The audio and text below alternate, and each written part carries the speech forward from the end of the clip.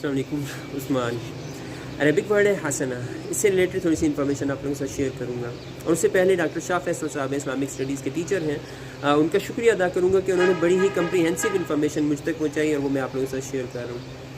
हसना सूरह अल-अहज़ाब है, सूरह नंबर 33 इसकी आयत नंबर 21 में आप लोग देखें, उसमें है लक़द कान लकुम फ़ी रसूलिल्लाहि उस्वतुन हसनतुन।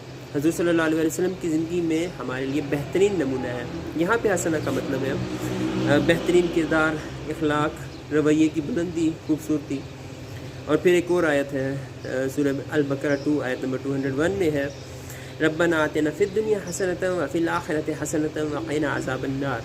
अब यहाँ पे हसना का मतलब है भलाई, इल्म, नेकी, सेहत, सुकून, बहुत सारे मफ़हूम इसके अंदर आ जाते हैं। हसना का मफ़हूम महदूद नहीं है, बल्कि ये हर वो खैर है जो दिल, अक्ल, ज़िंदगी, ईमान के लिए फ़ायदेमंद हो।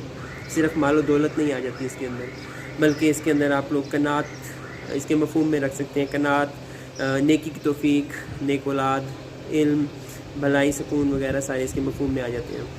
हज़रत सल्लल्लाहु अलैहि वसल्लम ये दुआ सबसे ज़्यादा मांगा करते थे, रब्बना आतिना फ़िद दुनिया हसनतन व फ़िल आखिरति हसनतन व क़िना अज़ाबन नार।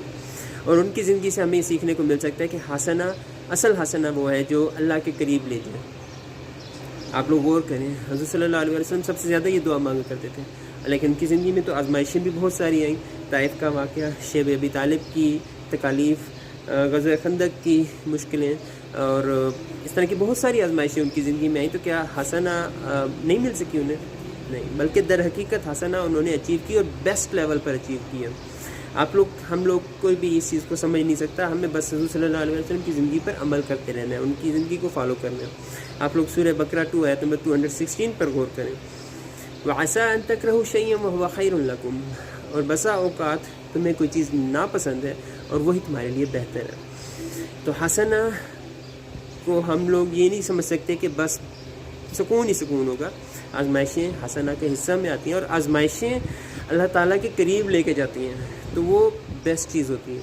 और अल्लाह ताला बेहतर समझता है कि हसना में क्या चीज़ इनको देनी है। तो हम लोगों को दुनिया में भी और आखिरत में भी हसना की दुआ करते रहना चाहिए कि ये हमें मिले। और ये दुआ के साथ साथ हमें उस बेहतरीन ज़िंदगी को भी फ़ॉलो करना चाहिए, हुज़ूर सल्लल्लाहु अलैहि वसल्लम की ज़िंदगी को फ़ॉलो करना चाहिए जो हमारे लिए उसवा हसना है। दुआ भी करनी चाहिए हसना की और फॉलो भी करना चाहिए, अमल भी करना चाहिए उसवा हसना पे। हो सकता है मैं आप लोगों तक अपनी बात पहुंचा सका हूँ। दुआ में याद रखिएगा। जज़ाकल्लाह खैर।